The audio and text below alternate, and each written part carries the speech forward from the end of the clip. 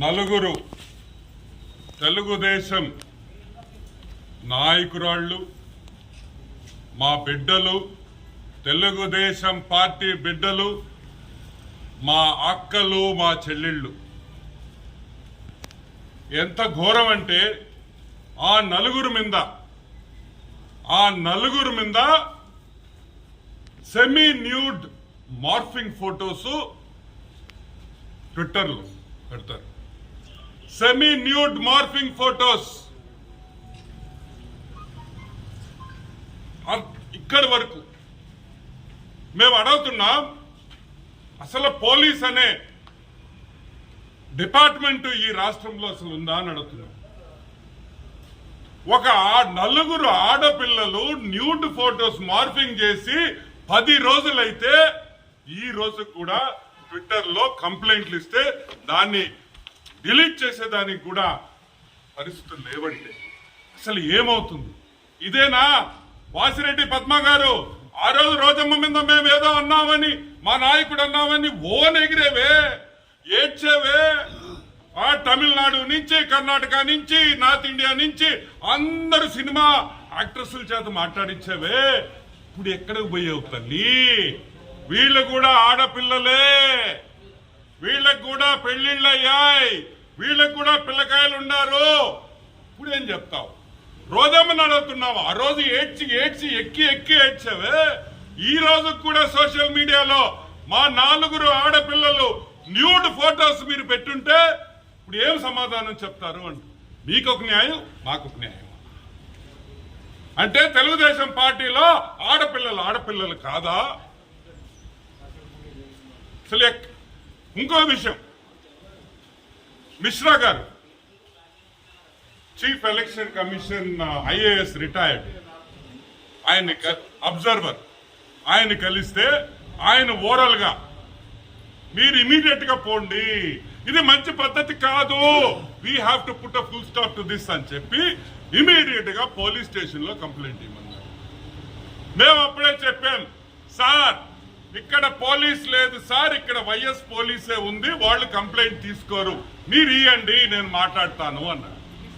Tenali 2 town, Eluru 2 town లో police station లో complaint ఇస్తే ఈ రోజుకు కూడా ఎఫ్ఐఆర్ ఫైల్ కాలేదు. ఎఫ్ఐఆర్ ఈ రోజుకు కట్టలేదు. ఇంకేం కావాలి? వాళ్ళని అడ్డంగా నరికేస్తే ఎఫ్ఐఆర్ కడతారా అని మేము అడుగుతున్నాం. ఆ కుటుంబాలకి ఇంకా మీరు ఎంత దిగజారుస్తారని మేము అడుగుతున్నాం. మీరు మారరా? ఇక్కడ మీనా గారు, ఐఏఎస్ ఆఫీసర్ మీనా గారు, ఆయన కూడా డీజీపీకి నేను లెటర్ రాస్తా అన్నాడు. ఆల్రెడీ లాస్ట్ టైం మీనా గారు కమిషనర్కి చెప్పారు, ఇమ్మీడియట్ గా ఈ మార్ఫింగ్ ఫోటోస్, ఆడపిల్లల మార్ఫింగ్ ఫోటోస్ పెట్టడం తప్పు, ఇమ్మీడియట్ గా డిలీట్ చేయమని వాళ్ళు అరెస్ట్ చేయమన్నారు. ఈ రోజుకి కూడా ఎఫ్ఐఆర్ కాదు కదా, ఆ ఫోటోని డిలీట్ చేసి ఆ అబ్బాయిని స్టేషన్కి పిలిపించి ఆఖరాకి అడిగే ధైర్యం కూడా ఈ రోజు తెనాలి స్టేషన్ 2, ఏలూరు స్టేషన్ 2లో లేదంటే ఈ రోజు పోలీస్ వ్యవస్థ ఎంత దిగజారిపోయిందో ఒక్కసారి ఆంధ్ర రాష్ట్ర ప్రజలందరూ ఆలోచించాలి. మగోళ్ళు కాదు, ఆడపిల్లలకి జరిగినా కూడా ఈ రోజు ఒక యాక్షన్ తీసుకునే పరిస్థితుల్లో పోలీస్ డిపార్ట్మెంట్ లేదని కూడా నేను మనవి చేస్తాను. ఎవరే కంప్లైంట్ చేయాలా?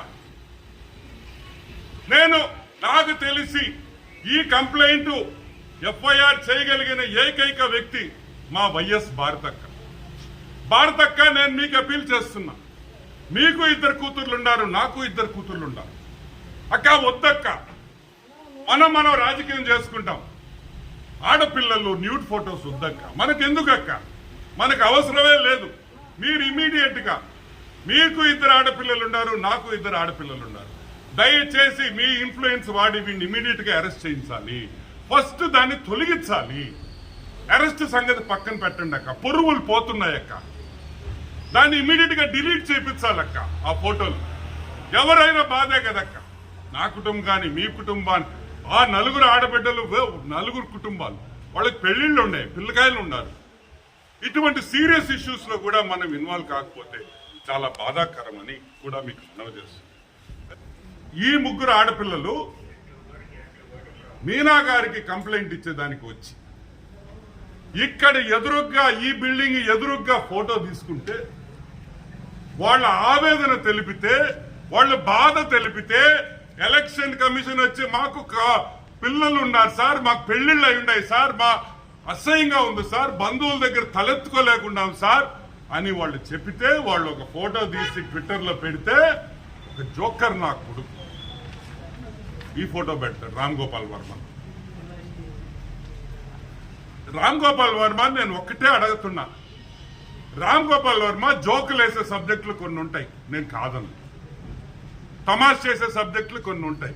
ఇది ఒక సీరియస్ సబ్జెక్ట్, నలుగురు ఆడపిల్లల జీవితం గురించి ఇంత హేళన చేయాలా అని మేము అడుగుతున్నాం. Is this correct on your part?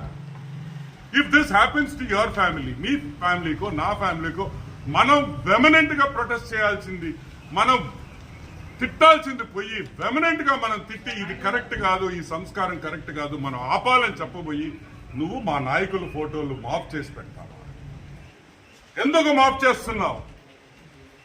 నువ్వే పెద్ద నీతివంతుడువా? నువ్వు నీతివంతుడు కాదు. మార్చి నెలలో ఆంధ్రప్రదేశ్ ఏపీ గవర్నమెంట్ నుంచి 67,62,712 రూపాయలు నీకు ఆర్టీజీఎస్ నీ కంపెనీ ట్రాన్స్ఫర్. ఎంత? 67.62 lakhs. ఇంకొక ఆర్టీజీఎస్ 47.33 lakhs. ఇది ఎక్కడి నుంచి వచ్చింది అని అడుగుతుంది. ఈ డబ్బులు ఎవరిచ్చారు? ఎందుకు ఇచ్చారు?